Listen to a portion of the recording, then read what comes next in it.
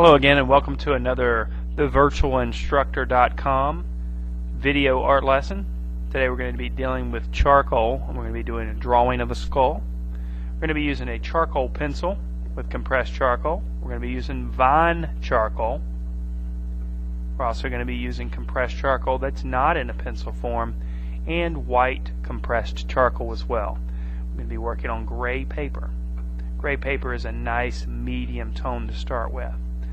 We're going to start off the skull by drawing loosely with the compressed charcoal and a charcoal pencil. You'll notice the way I'm holding the charcoal pencil is not like you would hold a regular pencil. I'm holding it very loosely at the end of my two fingertips.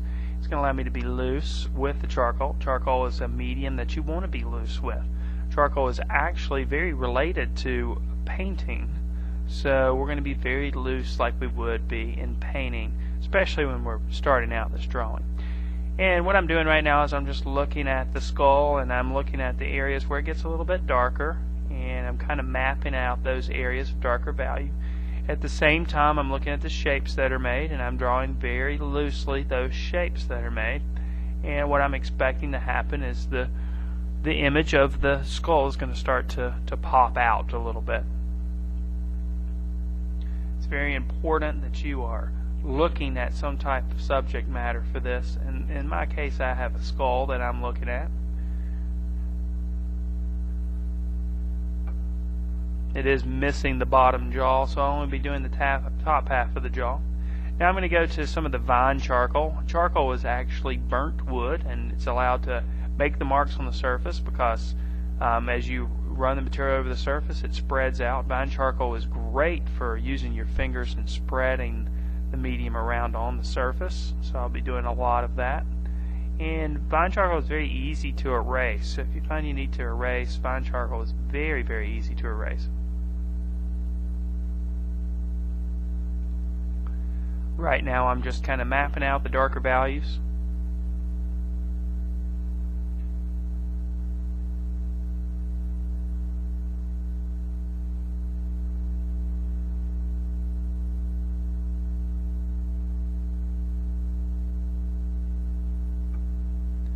I see a lot of students make the mistake of trying to draw everything with lines, and everything is just not linear. We see things because of value, so it's very important to understand value and be able to draw those values. All the time I'm trying to make sure that I'm getting a full range of value, so I'm making sure that I focus on getting dark values, midtones, and highlights. Right now I'm still working on the midtones and the darker values.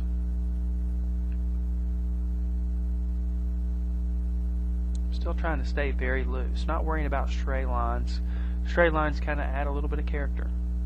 Alright, at this point I'm thinking about my light source. I'm going to go back in and put some of the highlighted areas. So I'm going to start with the light source is the strongest, and I'm going to add some of those highlighted areas with some of the compressed white charcoal.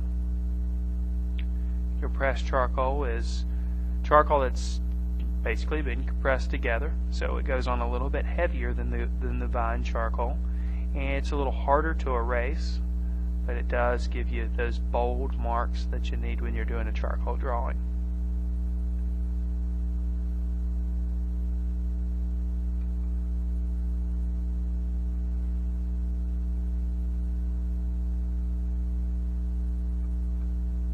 You can smudge compressed charcoal. It just doesn't spread as easily as vine charcoal.